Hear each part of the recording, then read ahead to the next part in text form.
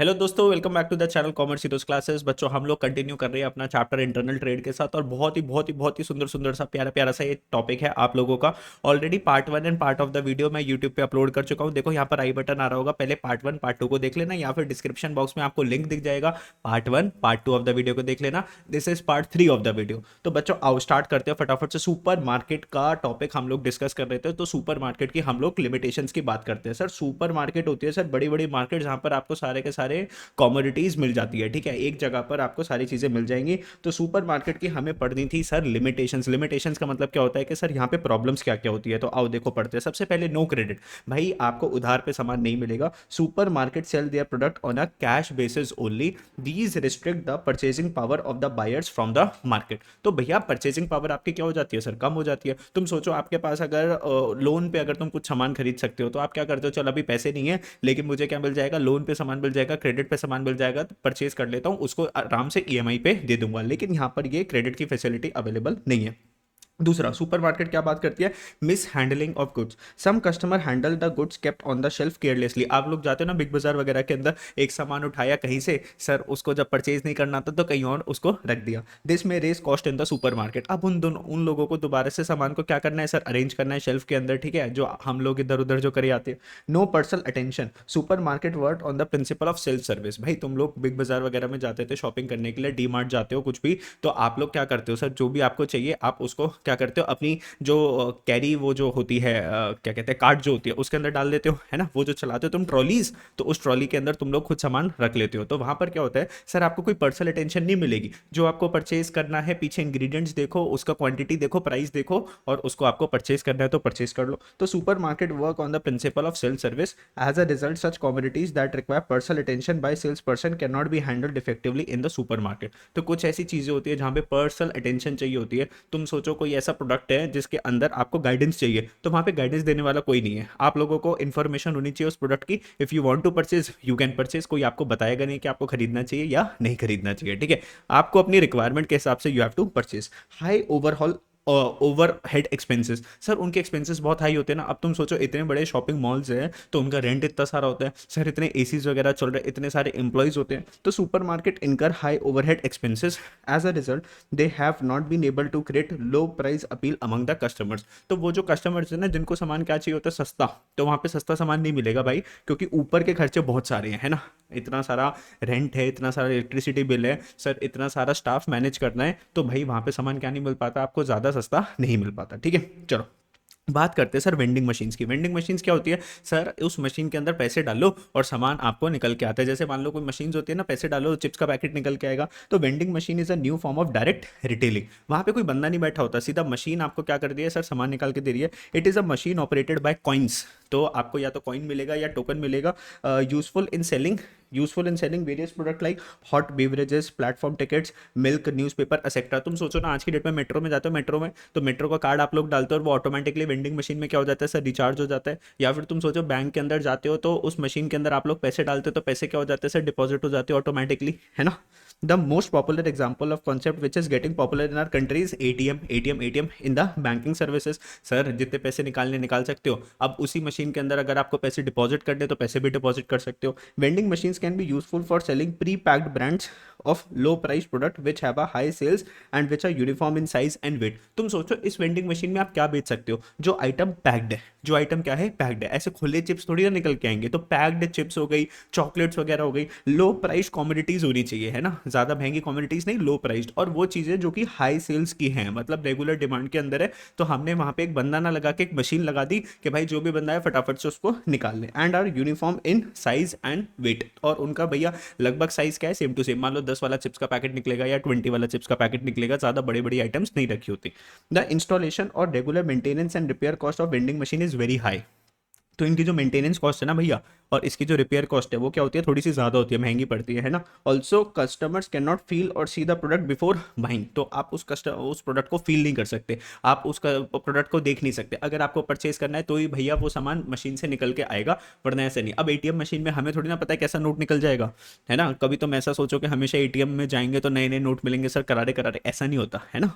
चलो फिर बात करते हैं सर लास्ट टॉपिक इस वाले टॉपिक का, इस वाले चैप्टर का, इंटरनल ट्रेड का, that is goods and services tax. भैया अगर वीडियो अगर अच्छी लग रही है तो क्या करना है, लाइक करना है, चैनल को सब्सक्राइब कर देना और दोस्तों के साथ शेयर भी कर देना, ठीक है। तो मैंने ये वाला चैप्टर लगभग 3 वीडियोस के अंदर आपको कवर अप करवाया, लेकिन बहुत अच्छे तरीके से एकदम डिटेल में आपको सारी चीज़ें समझाई with the form of examples, ठीक है। डिस्क्रिप्शन बॉक्स में लिंक होगा, पीछे की सारी वीडियोस को देख लेना।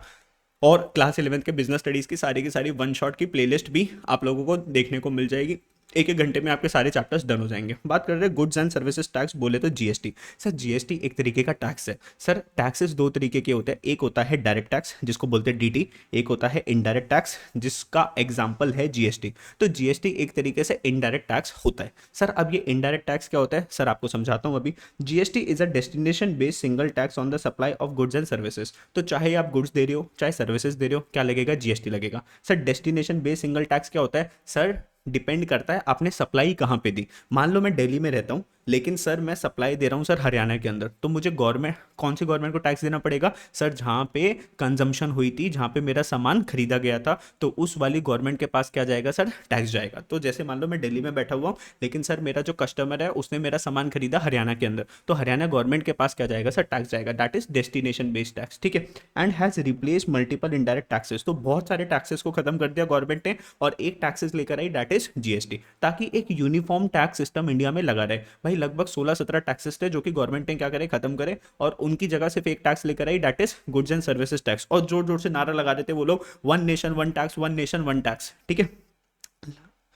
मल्टीपल टैक्सेस को उसने क्या करा सर, खत्म कर दिया। लेविड बाय द कौन लगा दी थी, central government, state government, thereby converting the country into a unified marketed, uniform या फिर यूनिफाइड मार्केटेड, मतलब एक जैसा टैक्स लगेगा। ऐसा नहीं है सेंट्रल गवर्नमेंट अलग टैक्स लगा रही है, स्टेट गवर्नमेंट अलग टैक्स लगा लिया। It came into existence of, कब आया था GST sir, 1 July 2017, and its main aim is to make life easier for the, life easy करनी थी मैन्युफैक्चरर्स की, प्रोड्यूसर्स की, इन्वेस्टर्स की एंड कंज्यूमर की। सर लाइफ इजी करी है इसने, यस सर लाइफ तो इजी करी है। सर टैक्स कैसा है ये, सर एक्चुअल में genuinely it is a good tax, है ना। और भैया अच्छा स्टेप लिया गवर्नमेंट ने, ठीक है। अब बहुत से लोग आपको बोलते हुए मिलेंगे जीएसटी अच्छा नहीं है, ये नहीं है, वो नहीं है। भैया नॉलेज नहीं है, जिसके पास नॉलेज है उसको पता चलेगा कि यस ये टैक्स बहुत जरूरी था। Among other benefit GST is expected to improve the ease of doing business, business करना ईज हो गया। टैक्स कंप्लाइंस, टैक्सेस पे करना ईजी हो गया। रिड्यूसेस द टैक्स बर्डन, लोगों का टैक्स क्या हो गया, कम हो गया bye eliminating tax on tax. पहले क्या होता था, एक टैक्स के ऊपर टैक्स लगता था, मान लो एक्साइज ड्यूटी लग रही है, उसके ऊपर मान लो कस्टम भी लग रहा है, ठीक है। मान लो किसी दो टैक्स लगते थे, मतलब एक ही सामान के ऊपर दो टैक्स लग रहे हैं। तो ये चीज इसने क्या करी, खत्म करी। इंप्रूव टैक्स एडमिनिस्ट्रेशन, मतलब टैक्स का कंट्रोल, चोरी करना हो गया मुश्किल। मिटिगेशन टैक्स एवेजन, तो आप टैक्स की चोरी नहीं कर सकते। टैक्स एवेजन मतलब टैक्स से बचना, ऐसा नहीं हो सकता। Burden, broaden the organise segment of the economy and boost tax revenues. तो बूस्ट टैक्स रेवेन्यूज मतलब गवर्नमेंट ने टैक्स से जो इनकम आती थी उसको इंप्रूव करने के लिए क्या लेकर आई, जीएसटी। देखो अगर टैक्स पे करना बहुत कॉम्प्लेक्स है तो लोग बात टैक्स पे करने से बचते थे, क्योंकि वो बोलते थे ये टैक्स वो टैक्स ये, उनको पता है एक टैक्स बढ़ता है उसका जो सर जो परसेंटेज है वो भी क्या है सर, कम है। तो अब हर कोई क्या पे कर रहा है सर, टैक्स पे कर रहा है। इसके वजह से गवर्नमेंट का जो टैक्स रेवेन्यू है ना वो क्या हो गया बच्चों, इंक्रीज हो गया। GST has replace 17 indirect taxes. तो बेटा 17 टैक्सेस खत्म हो गए। 8 टैक्सेस किसके थे, सेंट्रल गवर्नमेंट के। 9 टैक्सेस किसके थे, स्टेट गवर्नमेंट के थे। तो 17 टैक्सेस को खत्म करा और एक टैक्स निकल के आया, that is GST. And 23 सेसेस of the centre and the state. GST comprise CGST and the SGST. अब पता है जीएसटी के अंदर दो तरीके के टैक्स लगते हैं, एक लगता है आपका सीजीएसटी, एक लगता है आपका एसजीएसटी, और बेटा एक लगता है आपका सेस वगैरह लगता है, कंपनसेशन सेस वगैरह लगता है। तो एक सीजीएसटी लगता है, एक एसजीएसटी लगता है, एक लगता है आईजीएसटी, एक क्या लगता है आपका आईजीएसटी। अब ये कब कब लगता है, आपने अकाउंट्स में भी पढ़ा था। सर सीजीएसटी एसजीएसटी कब लगता है, जब आप सप्लाई करते हो with in the same state, मतलब सामान बेचने वाला और खरीदने वाला जब सेम स्टेट के अंदर लगता है तो सीजीएसटी और एसजीएसटी लगता है, ठीक है। तो सीजीएसटी कब लगेगा बच्चों और एसजीएसटी कब लगेगा, जब सामान बेचने वाला और खरीदने वाला, seller and the buyer is in the same state. तो कौन से टैक्सेस लगते हैं, CGST SGST. When the seller and the buyer एक अलग अलग स्टेट के अंदर होते हैं तो टैक्स लगता है आपका IGST, that is integrated goods and services tax, ठीक है। Okay sir, what are the key features of GST. Sir features क्या है जीएसटी के, देखो यहाँ पे क्वेश्चन आ सकता है। It applies to the supply of goods and services, तो दोनों पे लगता है, चाहे आप गुड्स बेच रहे हो चाहे सर्विसेज, जीएसटी लगेगा। The territorial spread of GST is the whole country including Jammu and Kashmir, तो पूरे इंडिया के ऊपर लगेगा, जम्मू एंड कश्मीर के अंदर भी लगेगा। कुछ टैक्सेस ऐसे होते हैं जो जम्मू एंड कश्मीर में नहीं लगते थे पहले, लेकिन जीएसटी सर पूरे के पूरे इंडिया के ऊपर लगता है। इंपोर्ट ऑफ गुड्स, मतलब बाहर से आप गुड्स मंगवा रहे हो, services is treated as interstate supply. तुम तो सोचो ना, दूसरी कंट्री से सामान आ रहा है इंडिया में, तो सर बेचने वाला और खरीदने वाला दोनों अलग अलग कंट्री में रहते हैं, तो कौन सा टैक्स, इसको बोलते हैं इंटरस्टेट सप्लाई, इंटरस्टेट। और जब सेम स्टेट के अंदर सामान आप बेच रहे हो, मतलब खरीदने वाला भी दिल्ली का है मान लो, और बेचने वाला भी दिल्ली का है, इसको बोलते हैं इंट्रा इंट्रा स्टेट सप्लाई, ठीक है। अब ये क्या हो गया, इंटर स्टेट सप्लाई, सर दूसरी कंट्री से सामान आया इंडिया के अंदर, that is inter state supply and would be subject to, इसके ऊपर क्या लगता है सर, आईजीएसटी लगता है, ठीक है, in addition to the applicable custom duties. तो अगर बाहर से तुम सामान मंगवाओगे ना, तो बच्चों कस्टम ड्यूटी तो लगेगा ही लगेगा, प्लस आईजीएसटी भी लगेगा, ठीक है, याद रखना। CGST, SGST, IGST are levied at rates mutually agreed upon by the central and the state. तो इनका कितना सीजीएसटी लगेगा, कितना एसजीएसटी लगेगा, कितना आईजीएसटी लगेगा, ये डिसाइड कौन करता है sir, central and state government decide करते हैं। लगभग तुम ऐसे मान के चलो, तुम सोचो, देखो ध्यान से समझना सर, समझा रहा हूं मैं आप लोगों को। मान लो सेलर है, सेलर, सेलर कौन होता है, बेचने वाले भैया। सेलर जो है वो दिल्ली के, और सर जो रिसिपिएंट है, जिसको सामान मिल रहा है, ठीक है, या फिर इसको ऐसे बोलो बायर, सेलर और बायर दोनों ही अगर दिल्ली के हैं, तो कौन से टैक्स लगेगा सर, सीजीएसटी लगेगा, एसजीएसटी लगेगा। अब मान लो कोई सामान जो आपने जो परचेज करा वो 18% का था, तो 9% सीजीएसटी लगेगा, 9% एसजीएसटी लगेगा। सर 9% जाएगा सेंट्रल गवर्नमेंट के पास और 9% जाएगा स्टेट गवर्नमेंट के पास। ये तो एक बात हुई बेटा। ऐसी जो सप्लाई जो होती है, जहां पर बेचने वाला और खरीदने वाला सेम स्टेट में होते हैं, उसको क्या बोलते हैं, इंट्रा स्टेट सप्लाई। क्या बोलते हैं, इंट्रा स्टेट सप्लाई, ठीक है, ये चीज समझे। लेकिन सर सोचो, अगर मान लो यहाँ पे एक सेलर होता, यहाँ पर एक क्या होता सर, सेलर होता, और एक कौन है सर, बायर। सर सेलर मान लो दिल्ली का है, बायर मान लो हरियाणा का है। इस केस में सर इसको बोलते हैं इंटर स्टेट सप्लाई। क्या बोलते हैं बच्चों लोग, inter state supply, inter state supply बोलते हैं। और इस केस के अंदर जो लगता है वो लगता है आईजीएसटी। क्या लगता है बच्चों, आईजीएसटी लगता है ना। और मान लो कोई अगर कॉमोडिटी है वो 18% की है, तो पूरा आईजीएसटी कितना लग जाएगा, 18% लग जाएगा। और बेटा सीजीएसटी एसजीएसटी जब लगता है उसमें स्प्लिट हो जाता है, आधा आधा हो जाता है, 18% का 9% सीजीएसटी, 9% एसजीएसटी। लेकिन अगर आईजीएसटी लगेगा तो वो टोटल लगेगा, ठीक है।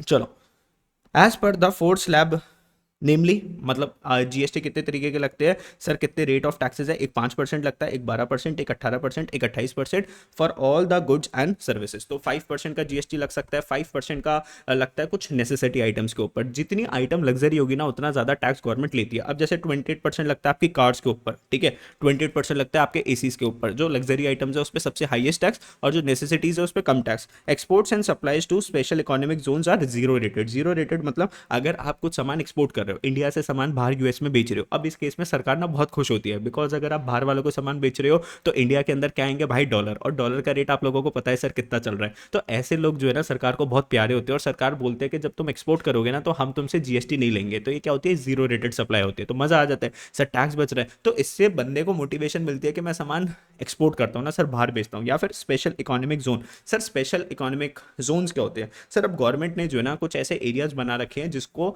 वो लोग बोलते हैं स्पेशल इकोनॉमिक जोन। आप उस जगह के अंदर कोई भी सामान भेजते हो या वहां से मंगवाते हो तो उसको एक्सपोर्ट और इंपोर्ट माना जाता है। अब देखो डिटेल में नहीं आपको समझा रहा, जैसे बिहार के अंदर, वेस्ट बंगाल के अंदर बहुत से एरियाज है जिसको क्लासिफाई कर रखा है स्पेशल इकोनॉमिक जोन। सर ये बनाए जाते हैं वहां पे ताकि उस एरिया के वीकर सेक्शंस ऑफ सोसाइटीज को क्या मिल सके सर, काम मिल सके, और वहां पे स्टैंडर्ड ऑफ लिविंग लोगों का अच्छा हो पाए, और सर वहां पे जो बैकग्राउंड है ना, तुम इंफ्रास्ट्रक्चर है वो अच्छा हो पाए। तो वहां पर सरकार क्या बनाती है, एसईजेड बनाती है, ताकि वहां पे बिजनेसमैन आके क्या करे सर, बिजनेस करे। इतनी सी बात समझ लो। There are various mode of payment of tax available to the tax payer. तो जब आपको गवर्नमेंट को टैक्स पे करना है तो सर आप इंटरनेट बैंकिंग से टैक्स पे कर सकते हो, डेबिट कार्ड क्रेडिट कार्ड से टैक्स पे कर सकते हो, या फिर एनईएफटी कर सकते हो, या फिर आरटीजीएस भी कर सकते हो। तो बेटा ये सारे फीचर्स हो गए आपके किसके, जीएसटी के।